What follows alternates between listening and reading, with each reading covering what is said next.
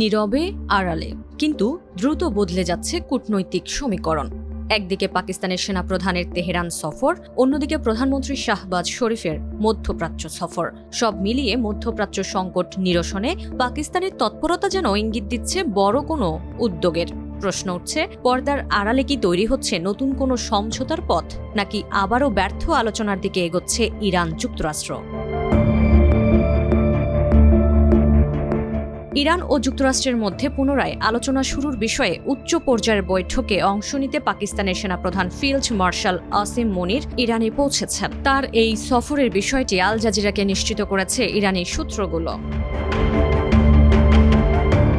এখন পর্যন্ত পাওয়া তথ্য অনুযায়ী পাকিস্তানের সেনাপ্রধান একটি উচ্চ পর্যায়ের প্রতিনিধি দলের নেতৃত্ব দিচ্ছেন। যুক্তরাষ্ট্রের একটি বার্তা ইরানের কাছে পৌঁছে দেওয়াই এই সফরের উদ্দেশ্য। একই সঙ্গে আলোচনা পুনরায় শুরুর উপযুক্ত সময় নির্ধারণ এবং যুদ্ধবিরতি সংশ্লিষ্ট কিছু অমীমাংসিত বিষয়ে আলোচনা হতে পারে সফরে।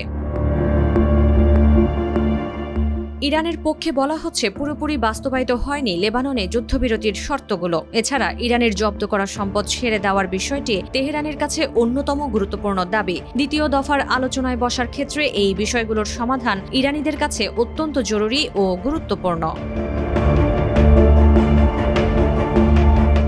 যুক্তরাষ্ট্র ও ইরানকে দ্বিতীয় দফার শান্তি আলোচনায় বসানোর চেষ্টায় সৌদি আরব, কাতার ও তুরস্কে 4 দিনের সফরে পাকিস্তানের প্রধানমন্ত্রী শাহবাজ শরীফ। দেশটির পররাষ্ট্র মন্ত্রণালয় বিষয়টি নিশ্চিত করেছে। জানায় 15 এপ্রিল থেকে আগামী 18 এপ্রিল পর্যন্ত শাহবাজের সরকারি সফর চলবে।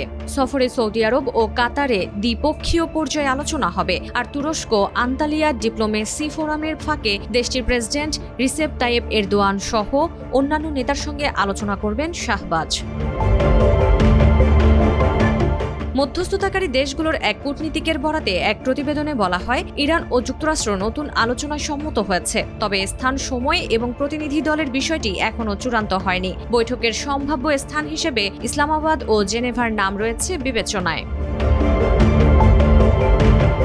এর আগে পাকিস্তানের ইসলামাবাদে বিবাদমান পক্ষগুলো প্রথম দফায় আলোচনায় বসলেও কোনো ধরনের অগ্রগতি ছাড়াই শেষ হয় প্রায় 21 ঘণ্টার ম্যারাথন বৈঠক।